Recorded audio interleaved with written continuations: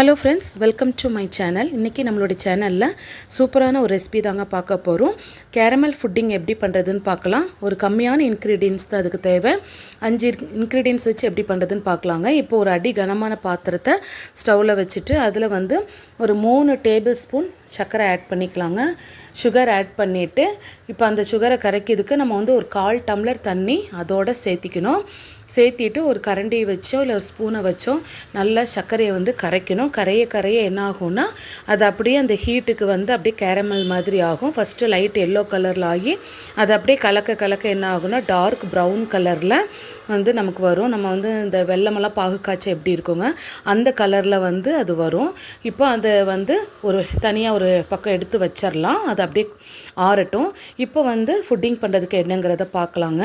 ஒரு பாத்திரத்தில் நம்ம காய்ச்சின பாலை நான் ஆற வச்சு ஒரு டம்ளரில் எடுத்துருக்கிறேன். அது 300 ml. பால் ரொம்ப சூடாகவும் இருக்கக்கூடாது, ரொம்ப ஆறியும் இருக்கக்கூடாது, வெதுப்பாக இருக்கணும்.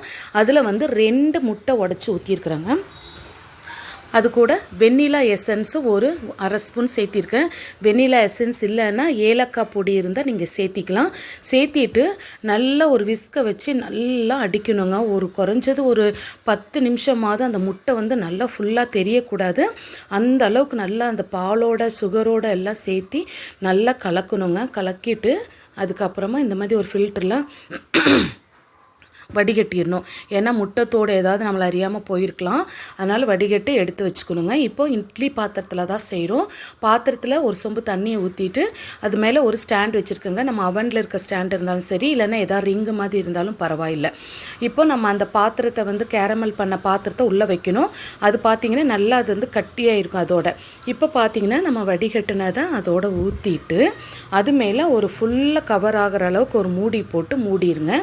இப்போ இட்லி பாத்திரத்தோடைய மூடியை வச்சு மூடிட்டு நம்ம ஸ்டவ்வை மீடியம் ஃப்ளேமில் தான் வைக்கணுங்க. ஹை ஃப்ளேமில் வைக்கக்கூடாது. மீடியம் ஃப்ளேமில் ஒரு 20 நிமிஷத்தில் இருந்து ஒரு 30-35 நிமிஷம் வரைக்கும் அதை அப்படியே ஸ்லோ ஃப்ளேமில் தான் இருந்து அது வேக வச்சு எடுக்கணும். இப்போ பார்த்திங்கன்னா நம்ம வேக வச்சு எடுத்தாச்சுங்க. இதை எடுத்து நம்ம அப்படியே கூட சர்வ் பண்ணலாம். கொஞ்சம் நேரம் ஆற விட்டு நான் இன்றைக்கி என்ன பண்ணுறேன்னா ஒரு ரூம் டெம்பரேச்சரில் ஒரு 10 நிமிஷம் விட்டுட்டு திருப்பி நான் ஒரு 1 hour ஃப்ரிட்ஜுக்குள்ளே வச்சு எடுத்துட்டேங்க. இப்போ இது ஃப்ரிட்ஜுக்குள்ளேருந்து வச்சு எடுத்தது நல்லா செட் ஆயிடுச்சு. இப்போ அந்த சைடெல்லாம் ஒரு கத்தியை வச்சு நம்ம க்ளீனாக எடுத்து விடணும். ஏன்னா அப்போ தான் நம்ம ஒரு பிளேட்டில் வச்சு அப்படியே கமுத்தணும். இப்போ ஒரு பிளேட்டை வச்சு பாருங்கள். நான் அப்படியே அந்த பவுல் அப்படி திருப்பின உடனே அது அப்படியே விழுந்துருச்சு. அது வீடியோவில் கவர் ஆகலை. இங்கே பாருங்கள், சூப்பரான